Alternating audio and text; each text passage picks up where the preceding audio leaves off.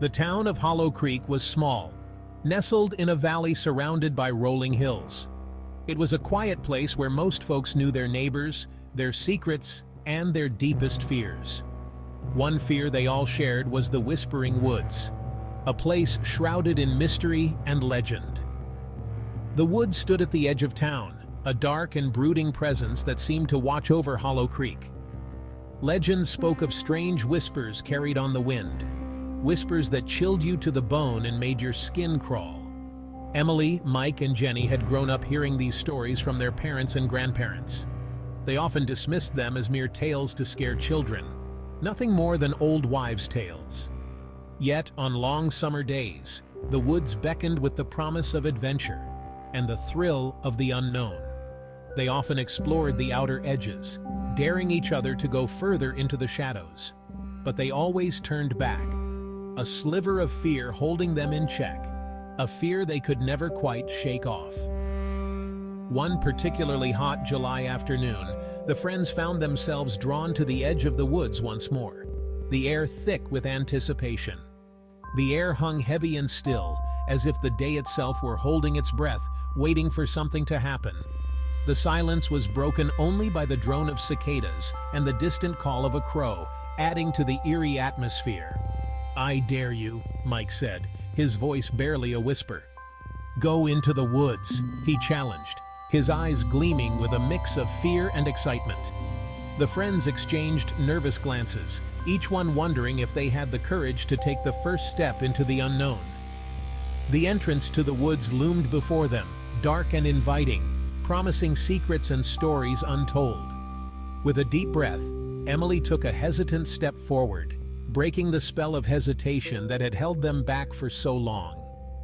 One by one, the others followed, their hearts pounding with a mix of fear and excitement as they ventured into the Whispering Woods. Don't be silly, Mike. You know what they say about those woods. It's just a silly story. Mike scoffed, though his voice lacked conviction. He avoided Emily's gaze, knowing she was the most sensible of the three. Just to the first clearing, then we come right back. Emily hesitated, torn between curiosity and a growing unease. The woods seemed to press in on them, the shadows lengthening as the sun dipped lower. She knew they shouldn't, but something about the dare, the stillness of the day, pulled at her. Her voice was firm despite the tremor in her heart. The moment they stepped into the woods, the air grew noticeably cold. The sunlight, dappled and weak even a moment ago, suddenly vanished. The trees pressed close, their branches intertwining overhead to form a dense canopy that blotted out the sky completely. As they moved deeper, a low whispering started to echo around them. It seemed to come from everywhere and nowhere at once, rustling leaves, sighing through the trees. The friends exchanged nervous glances, their earlier bravado fading with the diminishing light. Did you hear that? Jenny whispered, clutching tightly at Emily's arm. Probably just the wind. Mike mumbled, though his voice lacked certainty. They continued onward, the whispers growing louder, morphing into hushed voices that seemed to speak their names. An unnatural chill settled in the air, seeping into their bones despite the summer heat. Then, through the trees, they saw it. A small clearing bathed in an unnatural, almost luminescent light. In the center stood a dilapidated cabin, its wooden walls rotting, the windows dark and empty.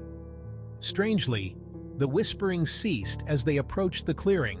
The silence was more unnerving than the whispers, a heavy, expectant silence. What is this place? Jenny asked, her voice barely a whisper. They stepped into the clearing, drawn to the cabin as if by an unseen hand. The forest seemed to part just for them, guiding their every step. The air hung thick and heavy, laden with the scent of decay and something else. Something ancient and unsettling. It was as if the forest itself was alive, watching their every move. The door creaked open as if inviting us in. It was almost too welcoming, like a trap set just for us. Inside, the cabin was dark and dusty.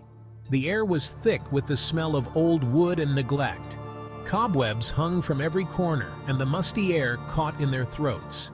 It felt like the cabin hadn't been touched in years, maybe even decades. A single window cast a pale light on a rough-hewn table in the center of the room. The light seemed to flicker, casting eerie shadows on the walls.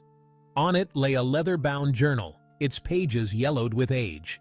The journal seemed to beckon them, promising secrets long forgotten. As I reached for the journal, the cabin door slammed shut with a resounding boom. The sound echoed through the cabin, making the walls seem to close in.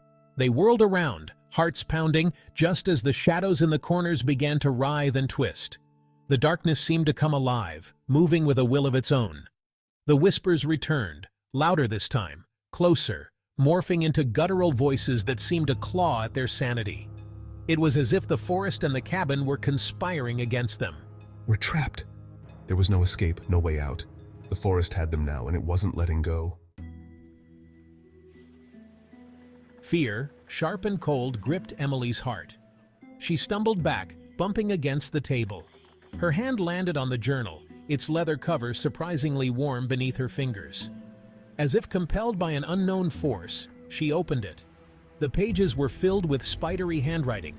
The ink faded, but the words still legible. She recognized the language as Latin, its archaic phrases sending chills down her spine. It spoke of the woods, of ancient spirits bound to the earth, their whispers a siren song luring unsuspecting souls to their doom. What does it say? Jenny asked, her voice trembling. She huddled close to Emily, her eyes wide with terror. It's a warning. Emily breathed, her voice catching in her throat. The shadows pressed closer, the guttural voices growing louder, their menacing tones sending shivers down their spines.